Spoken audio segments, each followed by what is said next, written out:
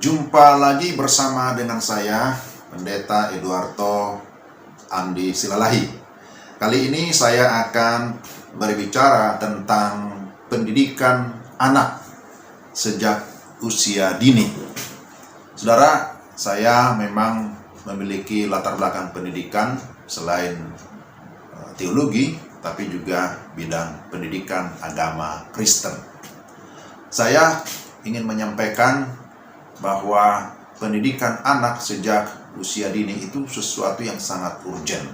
Maka saya ingin menyampaikan, pertama-tama kita harus memahami bahwa anak adalah anugerah atau pemberian Tuhan. Ya, kita tentu sepakat dengan hal ini ya, bahwa Tuhanlah yang membentuk keluarga Kristen. Kemudian Dialah yang memberkati dengan segala berkat rohani maupun berkat jasmani, termasuk anak atau keturunan adalah merupakan pemberian dari Tuhan. Jadi, kalau kita merujuk atau membaca Mazmur 127 ayat 3-4, di sana dikatakan, sesungguhnya anak-anak lelaki adalah milik pusaka daripada Tuhan, dan buah kandungan adalah suatu upah. Seperti anak-anak panah di tangan pahlawan, demikianlah anak-anak pada masa muda. Jadi dalam hal ini, anak diibaratkan seperti anak-anak panah yang harus diperlengkapi dan diarahkan agar dapat mencapai sasaran. Saudara, melalui bagian ini kita diajak atau diarahkan oleh firman Tuhan supaya memberikan perhatian yang spesifik, yang khusus kepada anak. Bahwa anak harus dididik sejak dini, sejak usia dini. Pertanyaannya, siapa yang menjadi pendidik? Tentu orang tua yang pertama-tama diberikan Tuhan tanggung jawab. Orang tua diibaratkan seperti seorang pahlawan. Seseorang disebut pahlawan tentu karena dia sudah menunjukkan kerja kerasnya, perjuangannya dalam meraih keberhasilan ataupun kemenangan.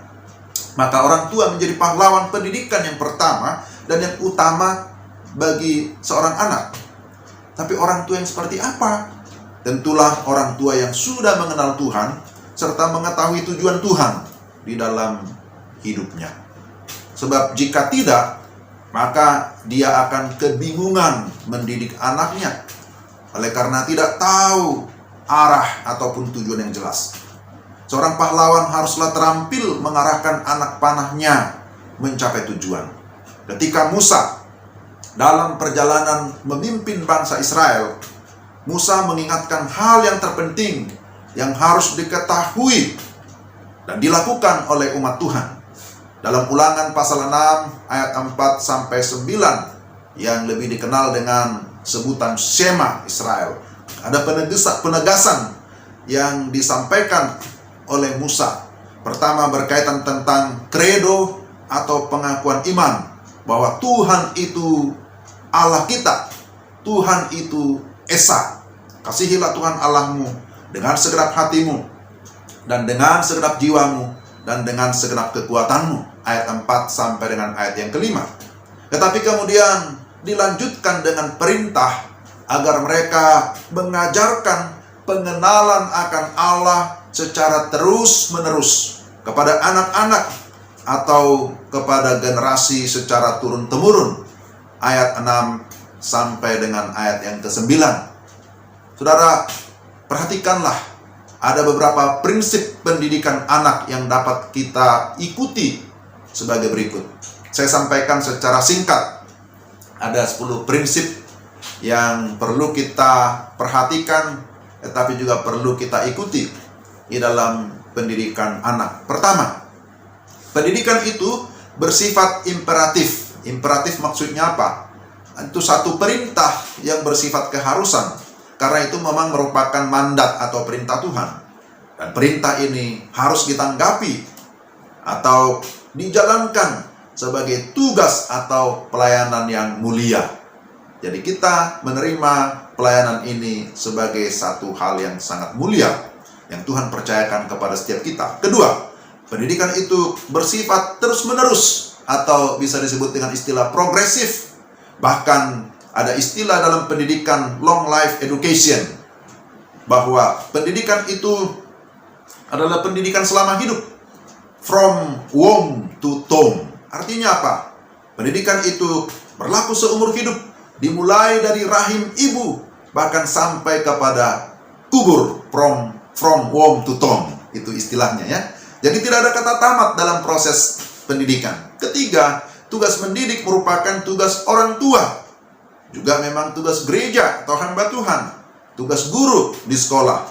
Tetapi kita melihat bahwa orang tua menjadi pendidik pertama yang utama, kemudian bekerja sama dengan gereja, dengan sekolah. Jadi sekali lagi kita wajib memperhatikan pendidikan anak. Namun harus dicatat sekali lagi, orang tua tidak boleh melemparkan tanggung jawabnya dalam mendidik anak di dalam keluarga. Yang keempat, anak adalah manusia berdosa atau terlahir dalam dosa dan memerlukan Tuhan.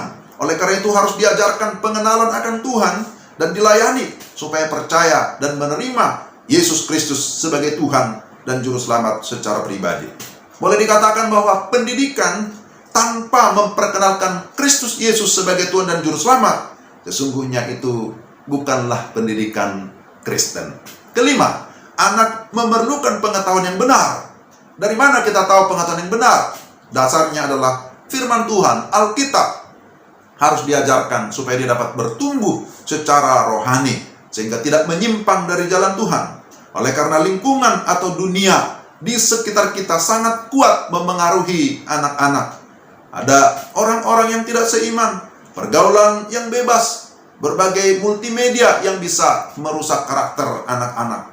Tetapi ketika firman Tuhan ditanamkan, maka firman itu menjadi pelita, menjadi terang yang terus memimpin atau menyoroti setiap langkah kehidupan anak-anak kita. Keenam, anak dididik supaya memiliki kepribadian serta karakter yang menyerupai Kristus, sehingga dia bisa menjadi teladan yang benar.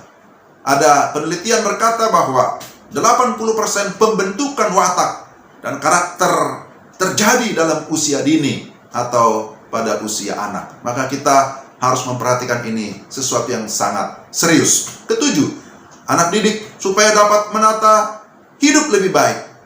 Anak dididik supaya dapat menata hidupnya lebih baik. Hidup penuh kasih, hidup dalam disiplin. Di sana ada pengaturan waktunya, bagaimana pola makan, pola belajar, istirahat, kegiatan rohani, dan lain-lain.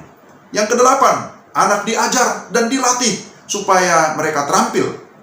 Untuk itu perlu belajar atau perlu diajar mengenali potensi dan talentanya, serta dapat mengembangkannya untuk apa? Untuk melayani Tuhan.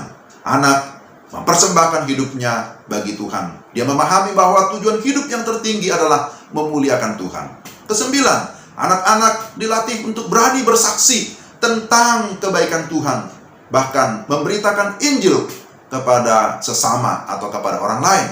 Dan yang terakhir, yang ke-10, anak-anak adalah generasi sekarang dan penerus dalam gereja, dalam keluarga, dalam bangsa dan negara. Maka masa depan mereka bergantung pada pendidikan sekarang. Jadi mari kita memperhatikan pendidikan anak sejak usia dini, agar tercipta generasi yang unggul, yang memiliki spiritualitas yang baik, memiliki iman, pengetahuan, karakter, yang kemudian menjadi berkat bagi banyak orang dimanapun dia berada. Selamat menjadi pendidik. Tuhan memberkati kita sekalian. Shalom.